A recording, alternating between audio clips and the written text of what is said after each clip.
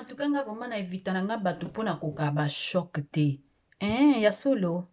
Mais eza yo te l'église dimanche. Eh, moi c'est à passer vraiment na comprendre na ye te.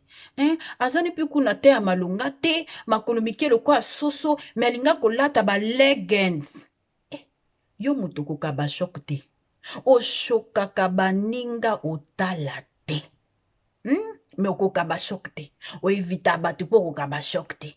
Siko mokolo ba oshoke yo. Mokolo ba oshoke yo. E na batantine oyo bolinga kofinga baninga. Yo moko oza kokoka. Yo kela nani? Yo mikela? En tout cas, mais komona Saint-Esprit kokwela bandimi ya bongo. Surtout ba Saint-Esprit horizontal. Parce que Christ a prometa biso Saint-Esprit vertical. Oyo ezowuta na lola. Mais ba Saint-Esprit alelo, eza ba Saint-Esprit oyo tozozwa bango kaka na se na mokili kaka ba Saint-Esprit terrestre. Saint-Esprit horizontal. Nakoka ba choc te. Ya solo.